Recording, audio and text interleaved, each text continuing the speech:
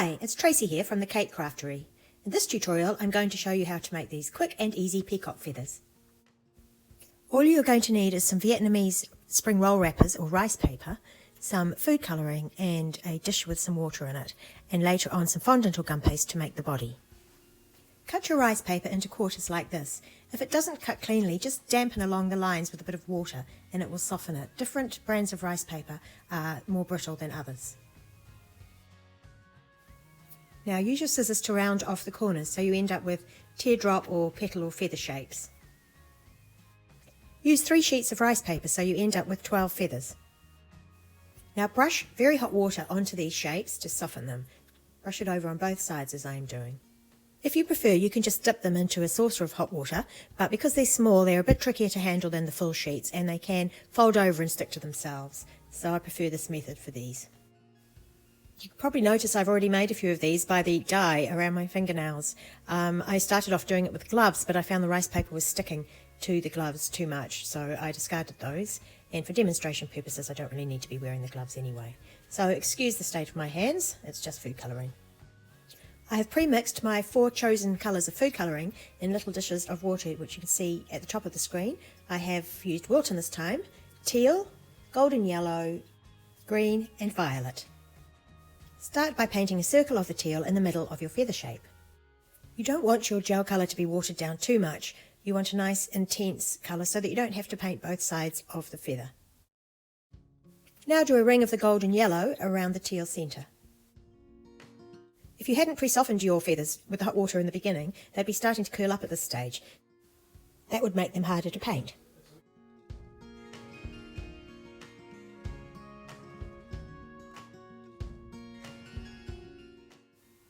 Now I'm adding a ring of the green food colouring. You don't have to be too precise with these. These are pretty free form, just like my rice paper flowers. They're quick and easy. I'm applying the colour a little thicker towards the top of the feather and tapering it towards the bottom, just so it all fits into that shape nicely.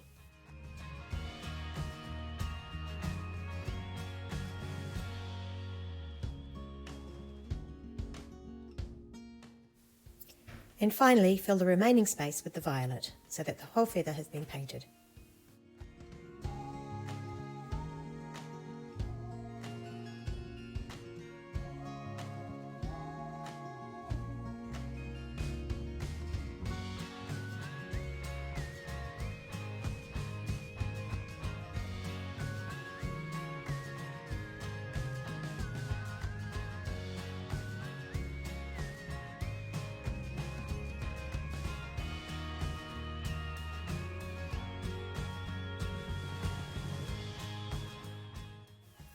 I like to roll the top edge in slightly just to give some extra strength to that edge because these are a little brittle when they're dry. Now this is an optional step, it's up to you.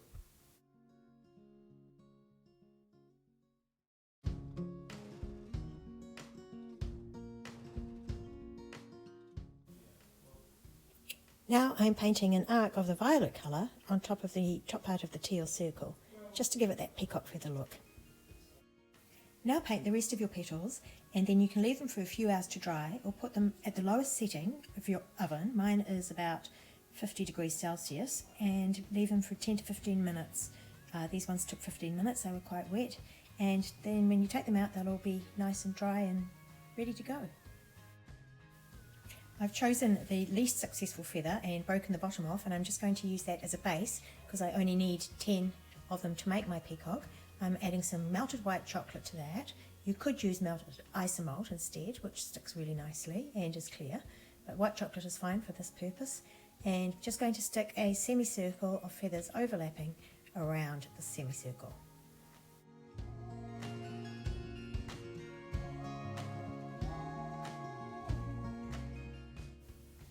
Let that set up a little and then stick your next 4 feathers on with a little bit more melted chocolate.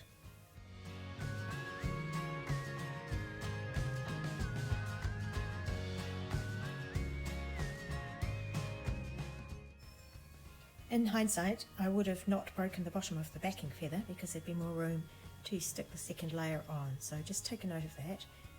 So to solve this, I've added some more chocolate to the top of these feathers to hold them together.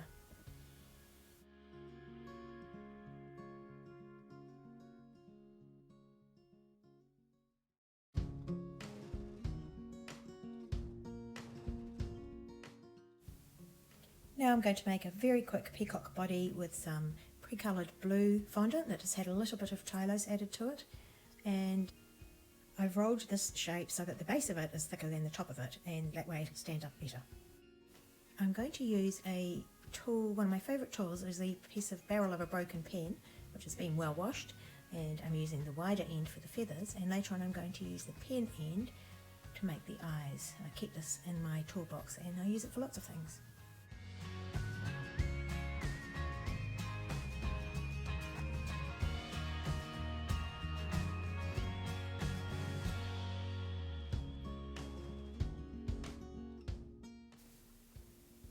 Now I'm going to make some holes with the end of my paintbrush to add some gold dragées. I'm just using a little bit of edible glue in those holes.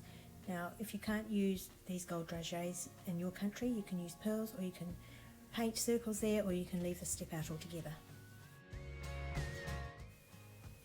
Repeat this so you've got two of these shapes, one for in front of the tail and one for the behind the tail. It just helps to support it. Use another piece of the blue fondant to make the body. Just roll it between your fingers and roll the neck thinner, leaving a bulbous bit for the head, and pinch out a beak, and there you have it. Use the pen again to make the eyes. You can add a bit of texture to the body to make it look a little feathered, and then support under the neck. I've just used some aluminium foil. I'm going to leave it to semi-dry for a while.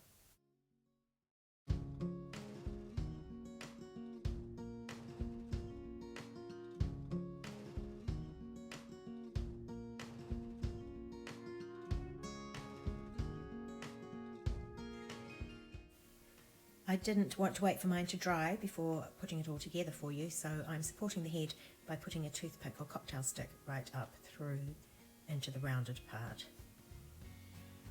Now I've taken another little flattened sausage of fondant to make the base so I can stick all these pieces onto it, as you can see. I've used tylose glue to stick all my pieces together, but it means I have to support it for a while until it dries. So it would be better to use some more of your melted chocolate or some isomalt and get it to dry out nice and firm and strong. But here's the finished peacock. It just needs its finishing touches, some gold luster dust mixed with alcohol to paint on the edges and the beak, and then I'm going to use some flower stamens to give him some head feathers. Totally unnecessary, but I always like those little extra finishing touches.